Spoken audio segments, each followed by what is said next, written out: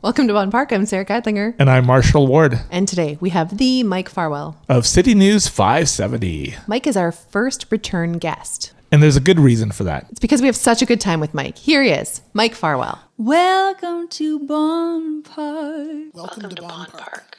Welcome to Bonn Park. Welcome to Bonn Park. Welcome to Bonn Park.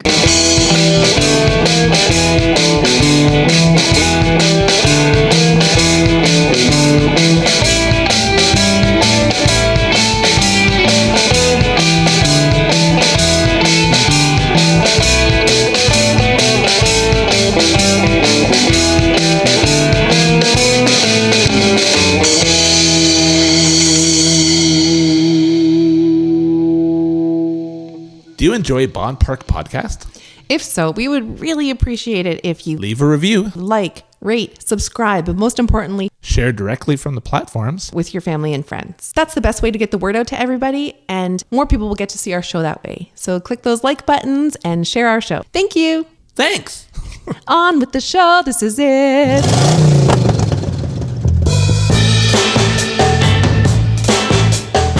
Bonn Park is supported by Sonny's Drive-In. Established in the summer of '65, Sonny's Drive-In is all about tradition.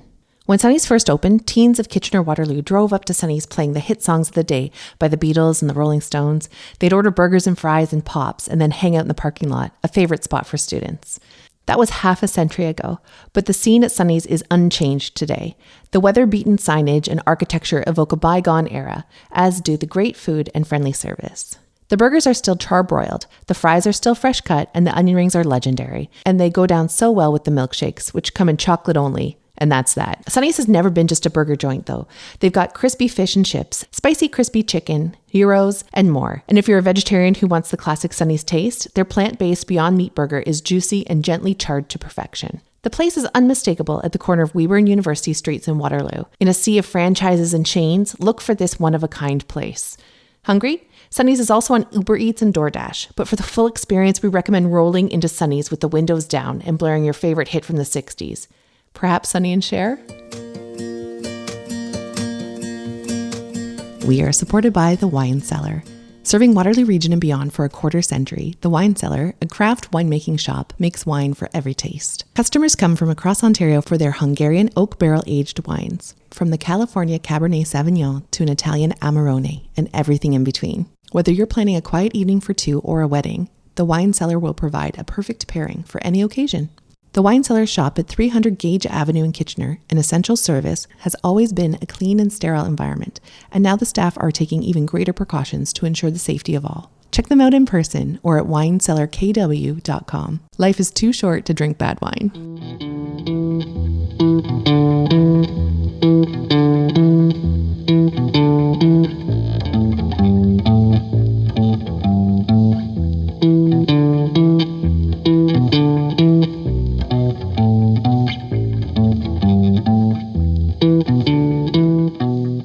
Okay, good. Perfect. Yeah.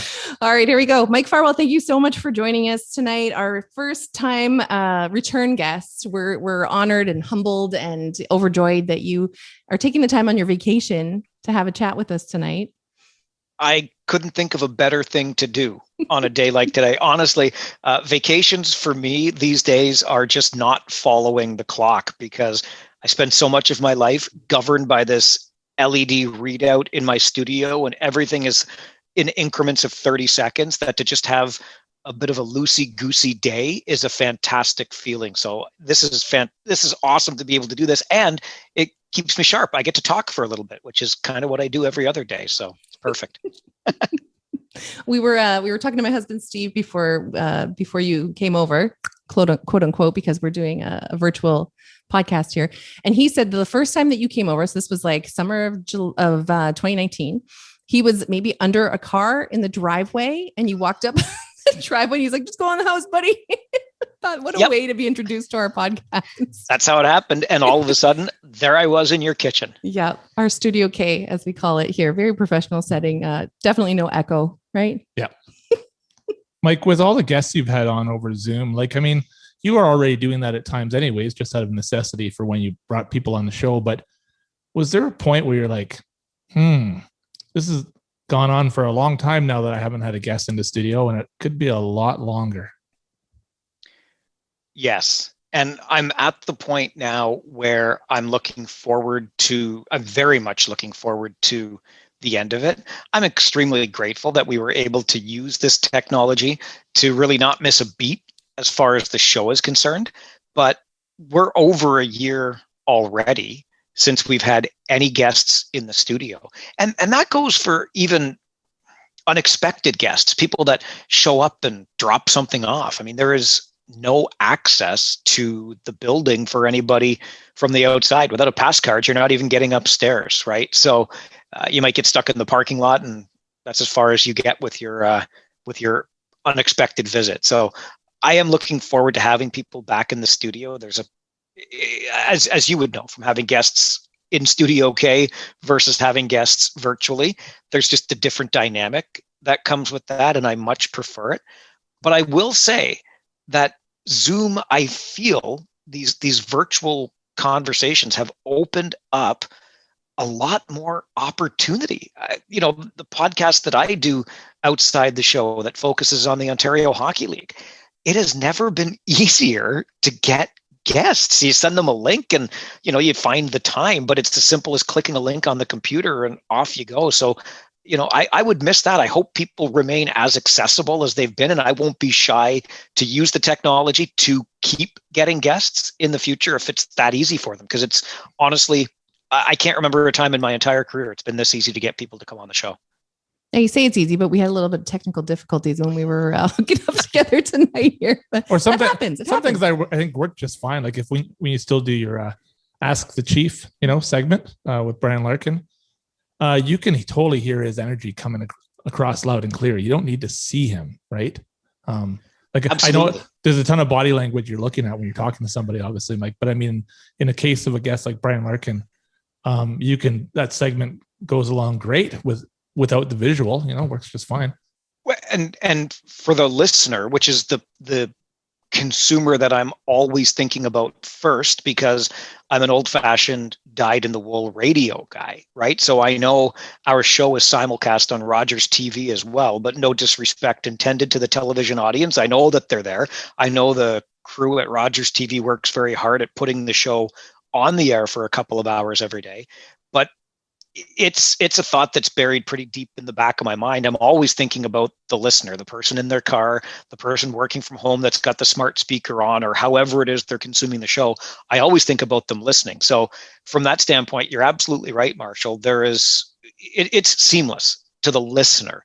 But the dynamic that I'm talking about happens when we're in the studio together. When, I've got a long-standing relationship with Chief Larkin. I've got a long-standing relationship with the people that participate in our Friday 4 panel, which is the other time we would have a regularly scheduled guest in studio.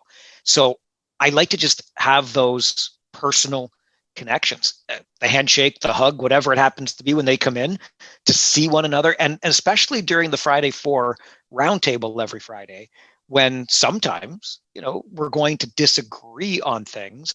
And I always think back to Michelle Obama, and it's hard to hate up close. And don't get me wrong, nobody gets so angry during the Friday 4 that they're like, oh, I hate that Farwell guy, or I hate that so-and-so panelist. But there's just a different dynamic, and it's a lot more human. That connection matters to me, certainly, in the studio. Mm-hmm. What a great quote that is, actually. I remember when we were starting to roll out episodes when the lockdowns first started last year. We had that cache of episodes, so we could keep going, and it was lonely. I was droning on recording these intros, like, hey, we have a guest this week, and without Marshall making these intros. And then the first time that we started our first Zoom interview, it was just like, oh, it's great to see someone. Marshall's in our space. It's great to see someone on screen. And it was energizing just to see another face, other than, my family that I love, but it's great to see another face and have that connection, even if it's, digital. It's funny because I opted for the virtual background. I know we're just recording audio here tonight. I was like, that's a lot of books you got there, Mike. I've read every one of them too, Sarah. Don't you know it? But I opted for the virtual background tonight, but I have set up, and I think many people have, because we're using this so often, I've set up a little corner in the basement. That's my quote unquote Zoom corner. So whenever I have something like this that I'm going to be doing, I'll usually go downstairs, and I've even lit it to the best of my capabilities with a key light, some fill, etc. And then my background's got a Rush poster and an album of Hemispheres, some nice bottles of scotch, and a guitar. I think it pretty much, speaks about me in virtually every way that I need to. Oh, and a little sign that says there are 4 seasons in this house: winter, summer, spring, and hockey, or summer, spring, fall, and hockey, something like that. Anyway, I think it pretty much sums me up in my little Zoom corner. We were going to do that. We were going to set up a permanent space. We're still looking into it, but dear Virgin Mobile, I can't say that, but my, not that it's a competitor, but my basement doesn't get reception. There's no reception down there. We even have the space and everything, but we can't get a connection. Yeah. So we haven't done it yet. And that's one of the only real hiccups with all of this, is when you run into those technical problems. And well, how many times have we made the joke? You're on mute. No, unmute yourself. Oh, no, please mute yourself. Oh, hey, Mr. MP, put on your pants, Willie Amos. Like, come on. Like, what's going on? Don't be a cat filter. Yeah. That too. Also, I'm so terrified of somebody seeing me in my underwear over a Zoom. Like, I'm wearing the pants always. So, the pants are on. Listen, I've made this point before, and I made it multiple times when this started happening. It's never an accident, in my opinion. You do not disrobe in front of a camera, even if you think it's off. It's just not what you do. That's a good does point. That. No, it doesn't happen by accident. Mm-hmm. Mike, the visual of you being on Rogers, there is another dimension it adds. I was telling Sarah about this, how this was a few weeks back. You had a caller, and I don't think it was a rant and rave. I think it was a segment you were doing, and the subject matter was quite sensitive and serious. And a caller called in, so I can see you on Rogers TV, right? And the person was full of emotion and very upset, and they had a story they wanted to share, but it was there. You couldn't quite grasp the context of it, and watching you, I could see that you're just going to let this roll, and your face was stoic, and you weren't even making eye contact with your producer, Polly, that you can see sometimes when you, just the slightest subtle body language, and you let this person have their space to speak, even though I don't think there's a single listener who could have, at the end of it, figured out what exactly it is they were trying to share. And you let them go for what felt like an eternity, but it was probably only a minute, but it felt long to me as a listener. And then at the end of it, you wrapped it up by saying something, I'm just going to paraphrase, something like, I wish I had more knowledge about this subject that I could comment, but I don't. But I appreciate you calling in. And I know we talked about this in the last episode with you, how you give the gift of kindness and dignity to your callers, even when the calls sometimes go sideways. And in this case, I remember thinking to myself, wow, that was like the perfect, kindest way to wrap that up and to move on to the next caller. And you seemed unflinching about it. And somewhere along the way, you learned that skill, because you must have been prepared when you're dealing with that, right? Well, you obviously caught me and are referencing one of my good days, and I appreciate you very much for that. It's funny that you mention the Rogers TV dynamic and being able to see me and my reactions as I'm listening to a caller, a guest, whatever the case may be. Because again, it's not something I think about an awful lot, and I'm in a radio studio. I know the camera's there, but Rogers TV took a little 2-week break. We're back on Rogers TV beginning July the 19th, and I've received a number of emails from people, and it's the reminder that there are people who consume the show only on Rogers TV, and they say how much they miss it because they can't see my reactions to callers like insert Crank's name here.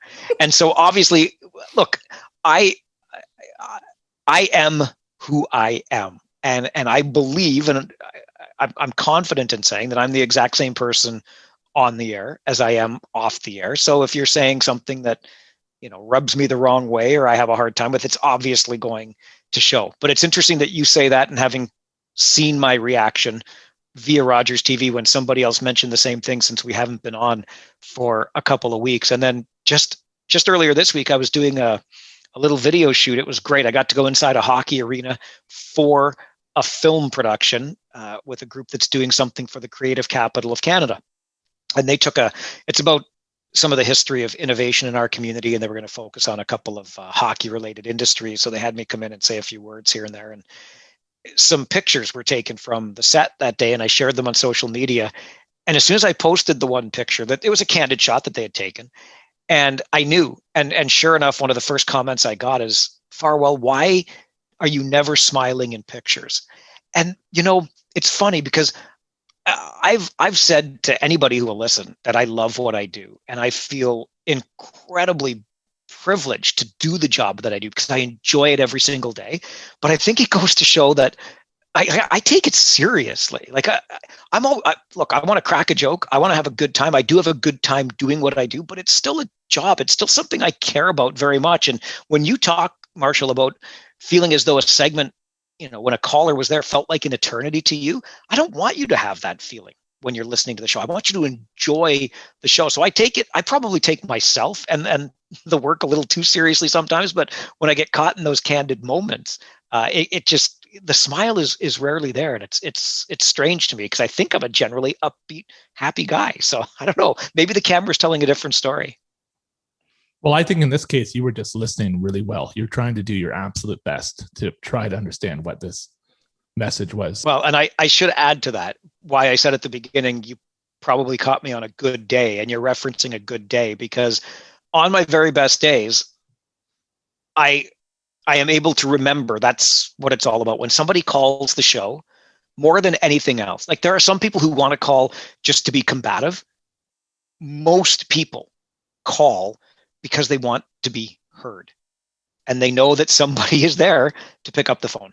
And so on my very best days, like I remind myself of this all the time, but we're all human. I have bad days, but on those good days, listen, have your 90 seconds, have your 3 minutes if we've got the time for it, because I know that you want to be heard and you're going to feel better after being heard.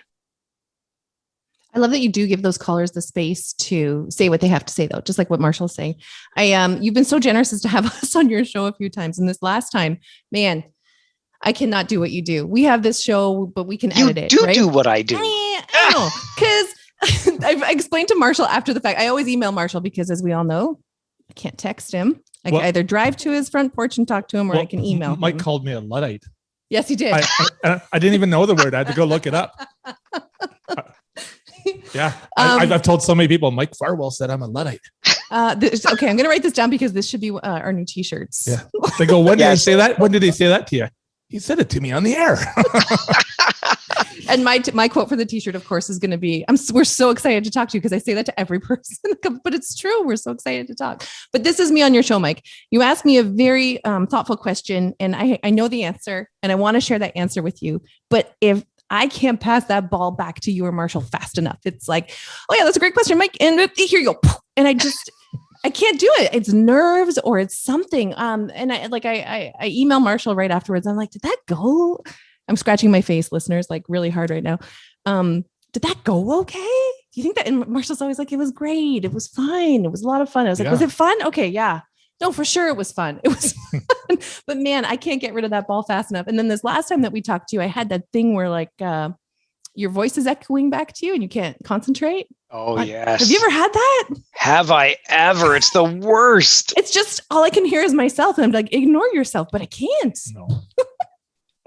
Yeah. And it's funny. I have the exact opposite problem. And I've already checked myself once in our conversation that's about 15 minutes old here this evening. I feel as though I need to be better. I know I need to be better at handing the ball back more quickly, because I'll just listen. I can talk. If they just said to me, Farwell, you're on 9 to noon, go. Guess what? You're stuck with it. I could probably find a way to fill it without any guests at this point. So I need to hand that ball back a little more quickly than I usually do. Well, maybe we can practice sharing it. Okay, good. Okay. Somewhere in the middle, Sarah. Somewhere in the middle, there is audio gold happening here. We're going to make it happen. So I really want to touch on, we're kind of just coming off of the heels of your annual Farwell for Hire campaign. Yeah. Where you're raising all the monies for CF. And this year was crazy. I think you reached 223,000. And then was it Mark Channer topped it up for you? That was a great post that I saw. And then shortly after that, you announced that this new was it a new drug had been Yes, approved? I wrote it down. Trikafta. you I want to got call it. it Kafka, but it's Trikafta. Hey, we're a local podcast. Of course, you're going to make it Kafka. Yeah. Yeah. So like, that's a great feeling. I mean, I know that is quite a month for your family and for you. You're busy as all get out. You probably sleep like the dead when you're done your days. But tell us about what this year was like. Yeah. So you hit the nail right on the head with what made this year even more special. So if I back up half a step to the campaign that was, a year ago when we were getting set to launch the campaign, COVID was very much like in our face. It's a thing. We knew right away it's going to be different. We extended it for an extra month. We added some other agencies that were going to need support. We raised money for a bunch of different places, blah, blah, blah. This year, foolishly, when we started planning in earnest in January, February, we're thinking it's just going to be, by spring, right? And then all of a sudden the third wave and boom. Then we go into another state of emergency, provincial state of emergency mid-April. And I'm like, oh crap, like this is not good. So the way the campaign had to change was, no indoor work, no big events, all these different. So it was, I've referred to it many times as an old fashioned campaign where I was legitimately just out there busting my hump doing physical labor. And this was year number 8. 8 years ago, Mike Farwell was a slightly younger human with a slight bit more stamina. And it took a physical toll this year for sure. But blown away by the generosity of the community, the number that we ended up at, but to the point of Trikafta. Now, here's a great story. A friend of mine that I've gotten to know through the campaign, his name is Jeff Allen, not that Jeff Allen Marshall, the former talk show host on our station, but a different. I got to know Jeff because he is a cystic fibrosis patient. He's my age, about 50 now, and he 30, 40 decades ago, attended cystic fibrosis clinics with my sister, Sherry. So he had the connection. He even showed me a picture of the two of them at clinic together. This is, oh my God, like the waterworks are going, right? But Jeff, who I've gotten to know through doing the campaign, and he's so grateful for, and I get to see firsthand how well he's doing. He was very fortunate to have been on Trikafta as a test, right? Because not up until a couple of months ago, it wasn't widely available to Canadians. So Jeff was in this, what's the word I'm looking for? Test group. Clinical trial? Clinical trial. Thank you very much. That was able to access the drug and use it. And he raved about it. So I was able to see and hear firsthand the difference that this particular drug made in the lives of people with cystic fibrosis. So just before COVID hit, we were in the process. We had meetings already set up. So this goes back about 18 months now. We had meetings already set up with our local MPs and another cystic fibrosis family. I know we were going to go sit in because it was all about the advocacy. We need to get Trikafta approved by Health Canada. I'll fast forward 18 months. And just after we finished with the campaign, cystic fibrosis, I was going to say but the cystic fibrosis community was able to announce that Health Canada has indeed approved Trikafta. Now we have to get coverage for it within the provinces because it's hundreds of thousands of dollars. But I can say again, firsthand, it is a game changer when it comes to cystic fibrosis. So having just finished the Whirlwind campaign, to be able to share that news with our community, knowing that our community has become the beacon for fundraising for cystic fibrosis in Canada. And I tell them every year how grateful I am and how awesome it is that we're, so highly regarded for our efforts. And now, by the way, those efforts have resulted in this. That was a good day. That was a very, very good day. We talked about this last time, how doing something for your community or volunteering in your community or fundraising for your community is so beautifully selfish, right? You wouldn't do it if it felt bad. That's very true. That's very true. And I've said many a time, I get as much out of this as cystic fibrosis gets out of this. It is a really uplifting, it's a tiring, but a really uplifting experience. I'm passing the ball to Marshall. I'm just having this moment where I remember that both of us were so excited to talk to you last time that we both lost our train of thought once. Do you remember that? That's right. Yeah. And we were like, and you had to remind us what we were talking about. You must sometimes think, Mike, like when you think about this campaign that you're a part of, you know, and you're living through a worldwide pandemic, and then on top of it, other things that are achieved here in Waterloo, like at the Perimeter Institute. Perimeter Institute played a huge role in photographing that black hole for the first time in human history. And they're going to be the ones who map the universe. Truly, like that's happening right here in Waterloo. The whole universe will be mapped eventually by Perimeter Institute. You must think to yourself, I'm living in a remarkable place in a remarkable time. Eh? There's absolutely no question about it. And it ties into what I mentioned a moment ago about having the opportunity earlier this week to be inside a hockey rink, doing a film that's going to be part of a kids series with Creative Capital of Canada, to talk about some of the hockey history and innovation with Bauer skates and Hespeler hockey sticks that came out of this community. As a kid, all I did was put on skates and go out on the ice. Of course they were Bauers, but I didn't think anything of it. It's like wearing your Sorels by Coffin in the wintertime. Like these things, until I was an adult, it never really registered. But you are bang on the money with that comment, Marshall. And I've said many times, like people have asked a lot of questions about the Farwell for Hire campaign and how it works and what makes it work. And I'll talk about it till I'm blue in the face, but I'm not positive you could take it and scale it somewhere else. I keep coming back to it, and I know it sounds corny, but I'm not convinced it works anywhere. It clearly works here. And I think that says something about this place. Something you said triggered this idea that when you recently revisited a hockey rink, do you remember your first time going to maybe either a game at the Kitchener Odd or the Maple Leaf Gardens? And what I'm talking about is I'll never forget, like you walk in and then you get up to that opening where you go into the arena and you see like the stairs for the first time and you see the seats and then you see the rink and you're like, that's where the hockey's going to happen. And you're seeing it in 3D for the first time after watching it on TV for, in my case, a long time. And do you have a memory like that of either the Odd or Maple Leaf Gardens or something where you're like, this is your first moment that your eyes are looking at that ice and all the sights and smells that come with a hockey rink? Yeah, absolutely. And oddly enough, for a guy who works in audio visual, it was the smell of the arena and it's not a bad smell. It's a delightful smell. I love that was your first go-to. It doesn't smell like hockey bag, I swear. Exactly. That's exactly what I'm getting at there. It's not hockey bag smell. It's hockey arena smell. And they're distinctly different. And one is distinctly better than the other. But I remember vividly. And it's funny, when I think back to those first hockey games at the Kitchener Memorial Auditorium, first of all, I really miss coming in the East Avenue entrance where the marquee used to be, the ticket windows were. I miss that. But we would come in, a family of 5. Mom was a stay-at-home mom, so we're living off the one income.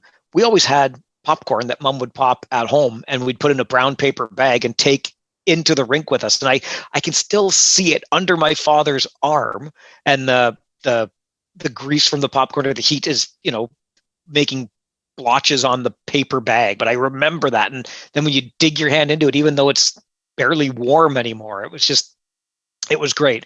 And it's funny, my first game at Maple Leaf Gardens that my dad took us to, I don't remember going into the arena as much as I remember being there earlier in the day and walking towards the arena. So we would have been on Carlton, out under the marquee, and my dad stops this man on the street. It was King Clancy.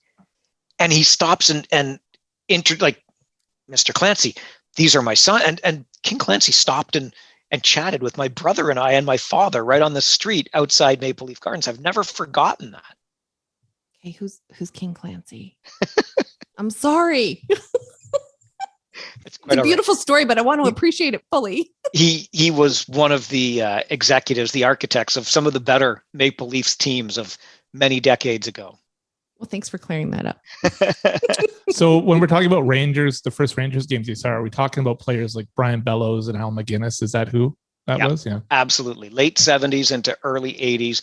That team, that Memorial Cup team of 81 and then beyond, because they had such a good run for the early part of the 80s. Jeff Larmer and his long blonde hair flowing out from beneath that helmet. Wendell Young, I really related to in goal. I mean, yeah, but that was absolutely my wheelhouse with the Kitchen Rangers. And I have vivid memories of sitting down at ice level, and because I'm a shorter kid, I kept my seat in the upright position and just kind of leaned essentially against the edge of the seat so I could see a little bit higher over the boards and onto the ice.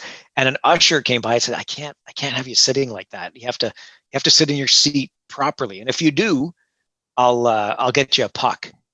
So I thought, well, fair trade. Like I'll crane my neck as best I can. I'll sit in the seat, properly. And he brought me a whole shopping bag full of pucks.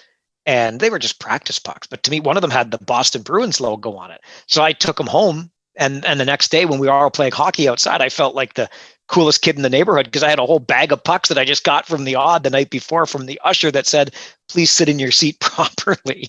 What a great story. That'll make you a king in your neighborhood for sure. Absolutely. I used to play road hockey with my cousins, but they always put me in net. So I think that says something about my skills. They would, put the pillows, they would sort of bungee pillows around my arms and then they would just take shots at me. Thanks, Matt, Andrew, and Mike. I appreciate it.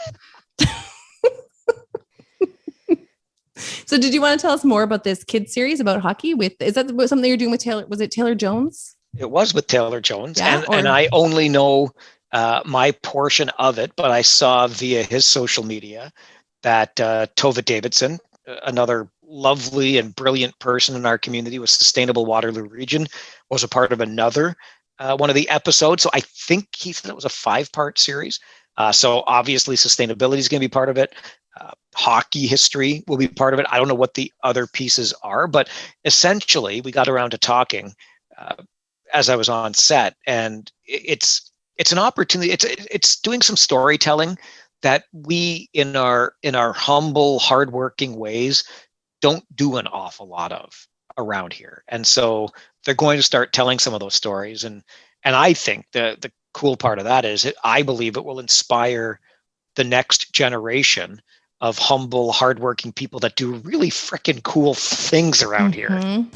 We're going to take a moment to hear from this episode's sponsors.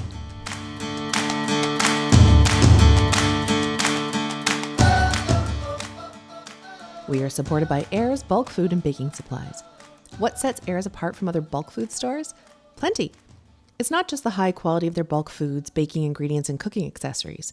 And it's not just their good prices. What really sets Ayers apart is the family atmosphere and exceptional customer service. Family run in Waterloo since 1979, Ayers has thrived by creating a comfortable, clean environment that you want to visit again and again. Whether you're a culinary expert or a newbie in the kitchen, Ayers has what you need, including knowledgeable staff who are happy to help. With the holidays fast approaching, Ayers is stocking up on baking supplies like flours, including wheat-free and gluten-free options, as well as cake decorating supplies and more cookie cutter shapes than you can imagine. Plus, they've got all the kitchen classics you'll need, from freshly ground peanut butter, oats, brown sugar, and pecans, to pasta, nuts, spices, and so much more. Have a look around Ayers Bulk Food and Baking Supplies for yourself at 354 King Street North in Waterloo, near the corner of King and Columbia, or visit online at ayersbakingsupplies.com.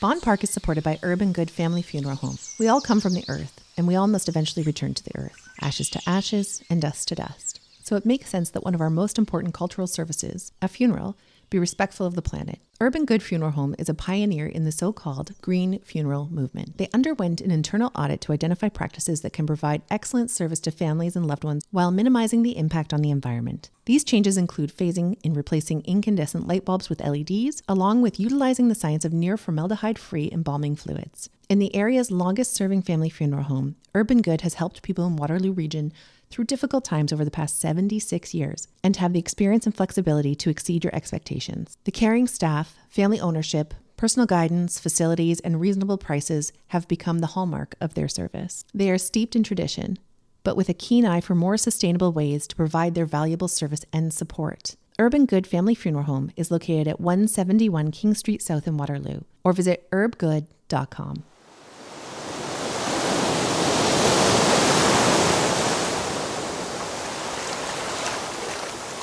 Hi, I'm Ron Cottle, the Codfather from Cottle's Catch Seafood. At Cottle's, we bring in thousands of pounds of fresh seafood every week. Our staff are trained and can help you with your selection and cooking instructions. Try some of our new fresh oven-ready seafood entrees and appetizers.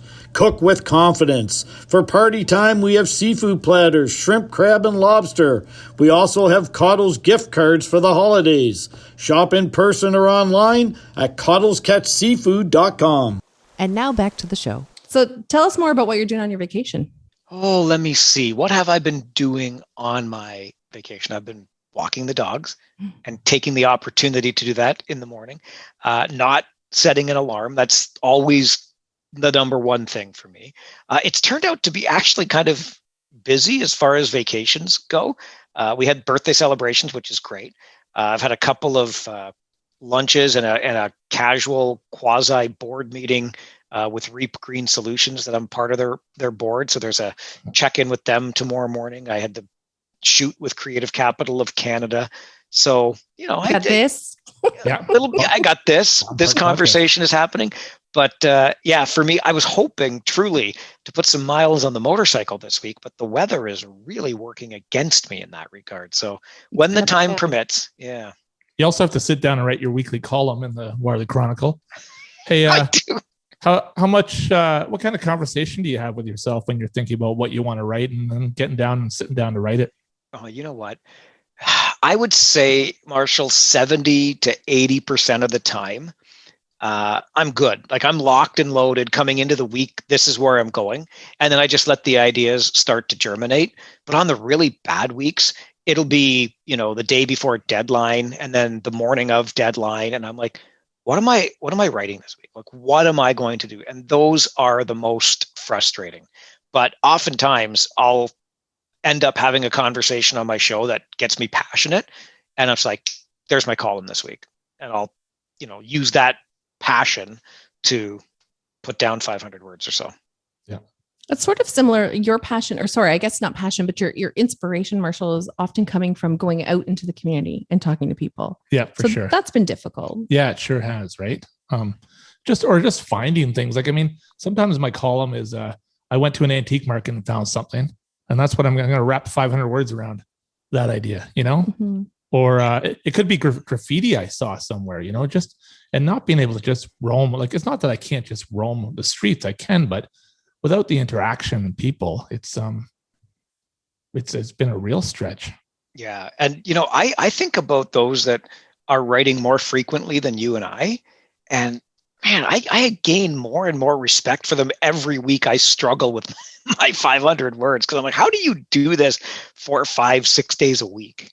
Or I think about like Louisa D'Amato at the Waterloo Region Record. It's like she has a very clear, distinct voice, and she takes on a topic and she goes for it every week. Sometimes my column is about, like last week, it was about Sasquatches and other they're called cryptoids, like creatures that some people believe to exist, but that's on the fringe of science, and just, I have a lot of freedom in the way I take it. But someone like Louisa D'Amato or Joel Rubinoff for that matter, kind of, have to work within a certain, I don't know, maybe it's their own kind of framework, but you know what I mean? I've got a lot of respect for Louisa. It's the first name that comes to mind for me too, because she is fearless. And I say that as a very high compliment. And she absolutely will take on an issue and you will know exactly where she stands on that issue by the time you're done with her column. How far ahead do you look in terms of, what you want to do with your work? Like on our last podcast, you talked a lot about gratitude for where you're at and the opportunities that are provided to you. And boy, you sure do earn that spot that you have, Mike. But are you thinking sometimes months ahead in terms of how do I want to build on this and how do I want to grow, the Mike Farwell Show? Do you think about those things? I think about those things, honestly, every day, every single day. Look, it's because I love it so much and because I take it as seriously as I do, as a craft, as a job, I'm always looking to improve every time. And so I will have ideas coming through my mind constantly. I have to get better at writing them down. A lot of times I'll just send emails to myself. But The problem is from the germ of the idea to the implementation of the idea, it doesn't always get to the implementation stage. And I worry a little bit about becoming a little too routine, a little too predictable. But I've probably got a cache of 10 to 12 ideas, things I'd like to do on the show that I haven't implemented yet. And part of that is probably because I'm gutless and I don't want, because things are going like really well. We're humming along nicely. We're in a really good place. I think we're striking the right note with our show in the community. And I don't want to screw that up. At the same time, I think that it's the quickest way to stagnation by not injecting something new here or there. So I struggle with it, but it's my burden. It's my cross to bear. We're a little bit spoiled with this show in that the inspiration and the ideas often come from the guest. If I'm not mistaken, that's kind of how I feel about it. Often come like we rely on you guys to basically carry the show for us. Yeah. It's true. It's just true. But then Marshall and I have been working on some projects this year where we had to have a real sit down and talk to each other and say, okay, we need to schedule some fun. Yeah. Like we need to schedule in some really self-indulgent, self-serving, fun episodes that are totally off the mark of what we normally do to shake it up a little bit. Yeah. And that is, so see, Sarah, again, what you're doing is remarkably similar to what I do. And at the core of what I do, I don't think it ever should change in terms of we are a show that provides an opportunity to discuss current events, local, provincial, national, internet, whatever the case may be. That's what we're here to do. Now, do I want to inject some fun? Absolutely, because it used to be 4 hours every day. That's where our Thursday morning segment came in called The Flip Side. We used to do it 3 times a week just because with 4 hours every day of just, it was almost like I felt like you're kind of beating people over the head with this heavy story and that heavy story and this important. You're frozen. So just so you know, you're frozen. How did this happen? We were humming along so nicely. Yeah, it was perfect. This is where we'll sing to him. Yeah. You were talking about this heavy subject and that. What song should we sing? Subdivisions by Rush. I don't know that song. Oh, you don't? I'm feeling I know all the musical stuff that you ever asked me. Yeah, I'm super disappointed. Oh man. So far it's boy bands and oh my gosh, I hope that you can't hear us, Mike. Rush. It's Rush. Yeah. I know the big hits like I'm sure you know Tom Sawyer and Closer to the Heart. Yeah. Distant Early Warning. Mm-hmm. I do. Red Sector. I do have a lot of respect for Neil Peart too. Yeah. I think you know this, but we lost him. Spent an hour on the phone with Neil Peart. Yes, I do know that actually. I feel like I'm back. And you were going to sing a song, and I suggest, because you said you were talking about heavy issues, and I said, well, sing some He Ain't Heavy, He's My Brother for me or something, So, well, that'd be a good one. The road is long. There you go. Yeah. The winding road. No. And then Marshall suggested that we sing some Russian. Then I had to admit, I don't know the words. I own some albums, but. Yeah. Sarah is not familiar with Subdivisions. Oh, I have Subdivisions on vinyl, but it's been a long time. Like I actually just went to play. I was on vacation and my uncle has a lot of guitars and I went to play some songs and I was like, chords are coming to me, but the words are gone. What are these lyrics? like when you were recording from home during the pandemic, I think you had a Rush picture disc on the wall. It might have been moving pictures. I'm not sure which it was. What's on your wall? Hemispheres.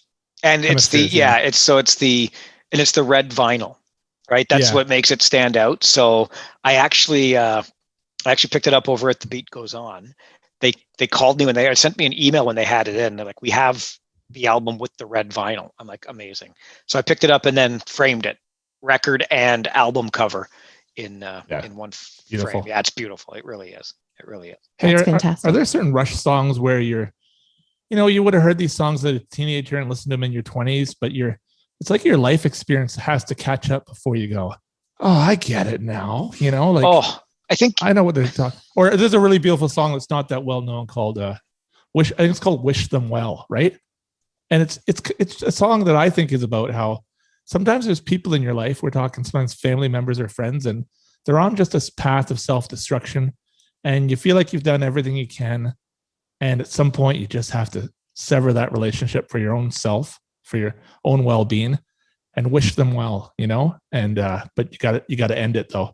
And anyways, certain songs like that, it's like your own life experience has to catch up sometimes. It's one of the things I appreciate so much about the band. Lyrically, it's terrific stuff. And then of course, musically, I keep reminding people that like to, and I get it, Geddy Lee's voice is not for everybody, but I remind people constantly, there are only 3 of them. Listen to that big sound from 3 guys. It's incredible stuff. The craftsmanship is utterly incredible. And this is where it would be fun if we could put Rush music in. But we can't. It's got to be the free stuff. How many times did you see Rush live? And when you saw him the last time, did you know that might be the last time? Yeah, I had a feeling. I still wish I had gone on. I wasn't paying close enough attention. But yeah, I saw them the last time on the R40 tour. When was that? What year was that? There was a tour prior to their last tour, I believe. So I'm going to say 16, 17. I should know this right off the top of my head. But and I saw them in April 1988 at Maple Leaf Gardens. Did you see that show? That would have been the Hold Your Fire tour. I never saw them at Maple Leaf Gardens. No, I was so late, Marshall, getting into the concert game. I didn't start going until I was like an old man. I should have been there way ahead of myself, and I wasn't. I don't know why. I never got into the concert experience when I was younger. Like, did you not go to shows at the CNE? Yeah, Chalk Circle and Crowded House, because my Crowded House was my first concert. Same. Really? Yes. Were you at Center in the Square? No, that was at yeah. Exhibition Stadium. Yeah, exactly. So CNE Grandstand. CNE Grandstand. Yeah. So and that was a friend of mine, a teacher of his, and we were cutting her lawn in the summertime. She's like, "I'll take you guys out to this concert as a reward the one Thursday night or whatever." Anyway, so that was my very first show. Nice neighbor. Yeah, not bad, right? Stuff like that doesn't happen anymore. I know. Mom, the lady down the street invited me to Toronto. Actually, nope. That's a really good point. And I lament that from time to time. I was just... Totally, I do too. Yeah, I was just telling my beloved the other day, I was reminiscing about my best friend growing up and I. Our summer, I would have been 14, 15. When did Rocky IV come out? 85? 86. Right. Yeah, in and around, I think it was 85. So I would have been 14. And we would go out in the morning and mow lawns, make some extra money, make some money, and go to the corner store, things that don't exist anymore, right? Corner stores, like right in our neighborhood, on the corner of the store, get some pop and some snacks, go back to his place and watch the VHS tape of Rocky IV. Every single day, every day. Kids don't go out. Sounds heavenly. Well, that's being a teenager, right? But kids don't go out and mow lawns anymore. And you're right. Certainly the people for whom they mow do not say, yeah, let's just drive down to Toronto. I'll take you to a concert.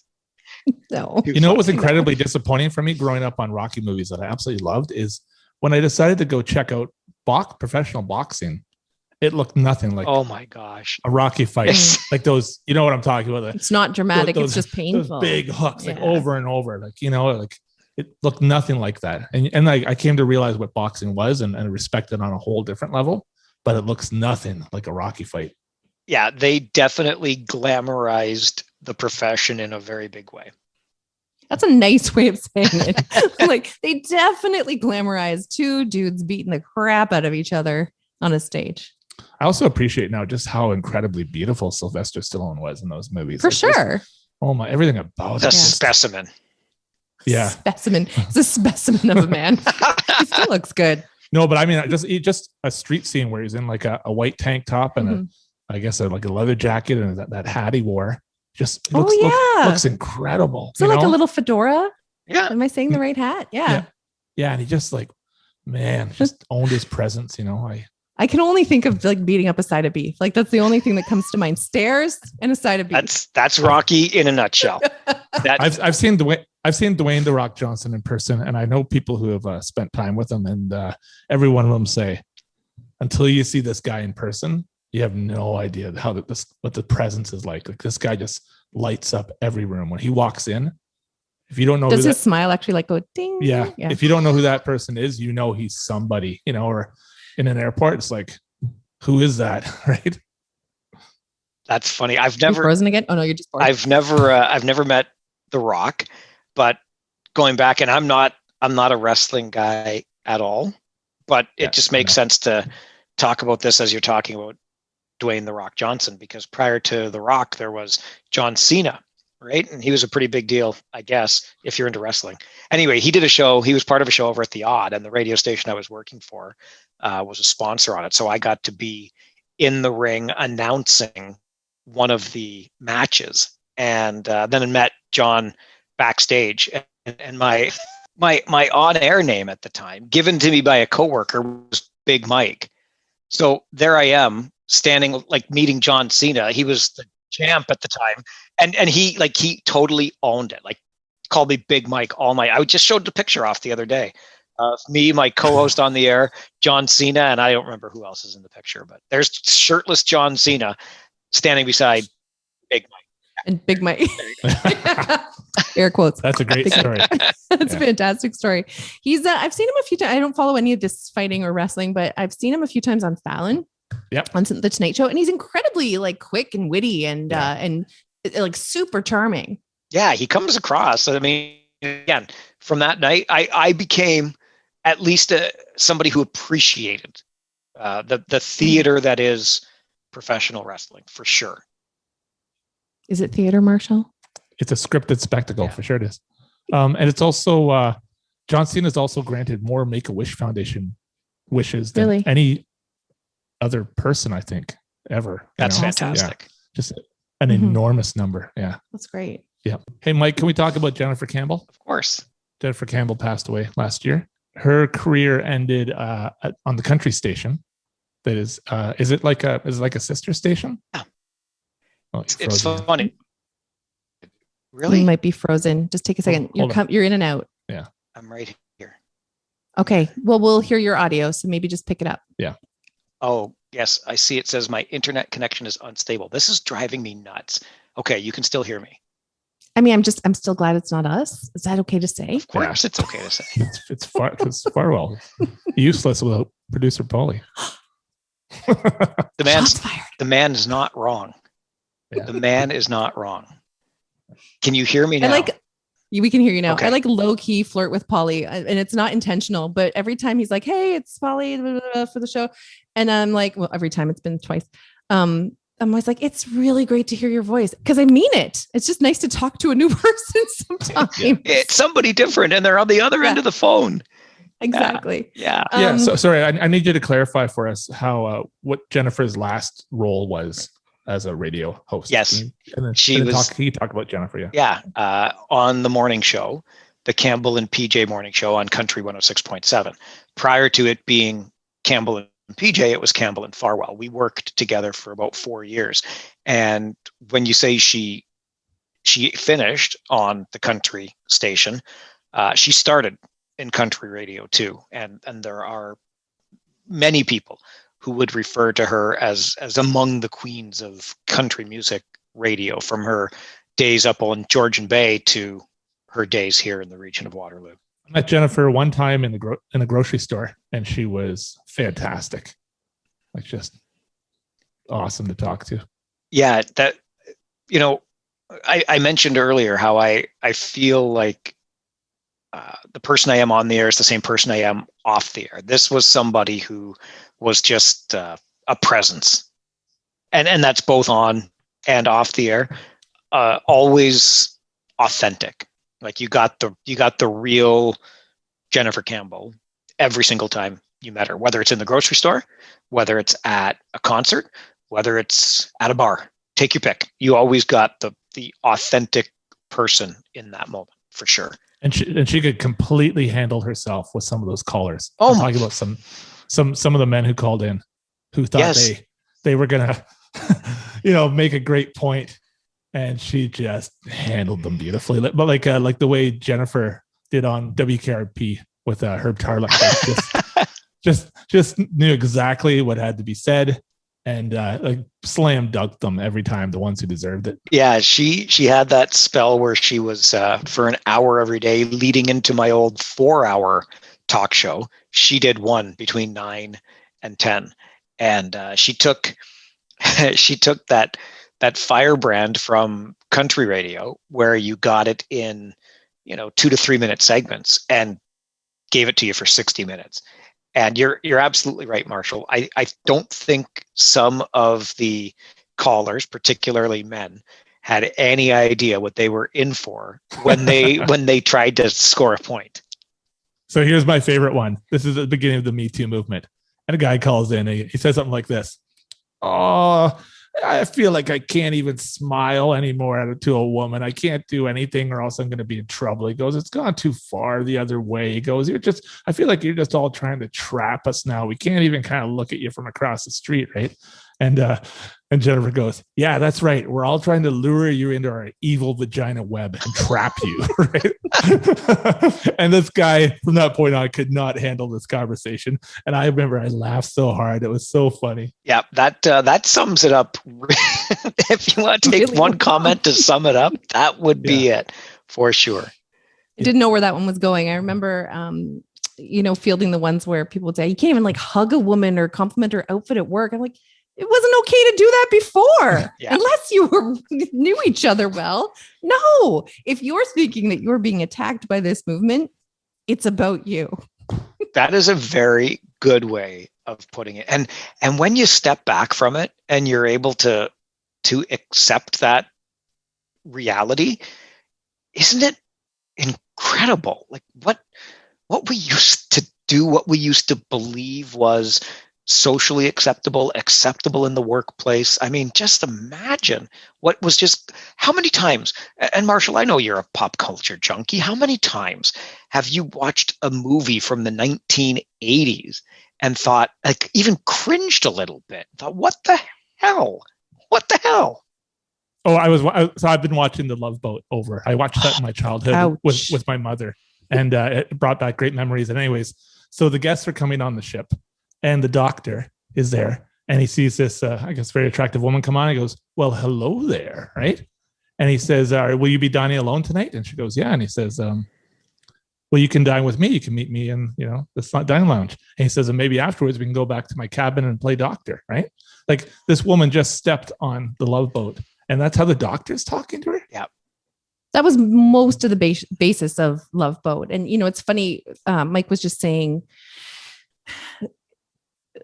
it's amazing what we thought was acceptable. So if you put yourself in our shoes, it's amazing what we thought was acceptable. Yes, too. For sure. Right. So that's been a real healing process for us as well. Three's Company, Oh, like some of those characters are lecherous. Yep. Yeah. Absolutely. Sorry, Sarah. That's okay. I was done.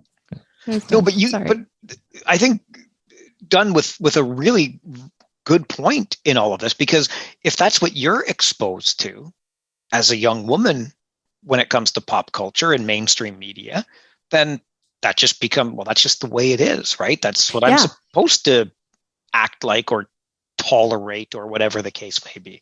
It's incredible to look back now. But yeah, we might have even talked about this the last time that you were on. I tried to watch Pretty in Pink with my kids, 16 Candles. Yeah. Nope. Nope. The drunk, most popular girl at school isn't a present for the geek. For the night. Right. That's not funny. But when I was a teenager, I thought, get drunk, you're somebody's property, right? Sure. Yeah. I didn't go to a single house party. I didn't. I wasn't a nerd. I told Sarah that I recently watched all 4 seasons of WKRP in Cincinnati, and that WKRP was one show that was way ahead of its time. Like it was. Like you watch it now and you're like, wow, I can't believe how brilliant these writers were. And they were talking about serious things that we're just now talking about some of the things. Yeah. Mm-hmm. They were so good. Why don't we wind down by you talking about getting back to getting people back in your studio. You clearly had all the skills and all the tools to navigate the pandemic and with your career and everything you're doing creatively and how you deliver your show. But what is it you're really kind of looking forward to appreciating again when it comes to having people back in your studio? I will interrupt first and say, as Ren Navarro, our favorite local podcaster, Ren Likes to Talk and of Beer Diversity, says, I can't wait to be sick of people again. That's the perfect way to put it. It really is. I am obviously enthusiastic about the idea of having that in-person dynamic on the show again, where it's required. To be honest with you, going back to what I said earlier, the medium radio works very well with a phone call, a nice phone connection, far more stable than my internet connection tonight, for example. But it works really well for most of the time. Really, what I'm looking most forward to is along the lines of what Ren said, and that is just being back out around people, because that is as much a part of what I do as is what I do between 9 and noon every day, right? So the show might go 9 till noon, but at 5:30 or 6 that evening, there might be an event that needs an MC or a fundraiser that's happening that I can be at, and then be in the same room as some of my usual guests, i.e., the politicians in the community, learn something about an organization that might be helped by a boost from being on the show, things like that, and just being out there, being a human being, as opposed to just that voice that sometimes gets pretty passionate and pontificates about this thing or that thing and wants to see this changed. And then when you're in the presence of other people and you can talk about why you want that change and hear what they think about that idea, and that exchange of ideas, that's what I'm looking forward to even more than getting people back into the studio. The things that come outside the studio that I believe are still very much a part of the job that I do.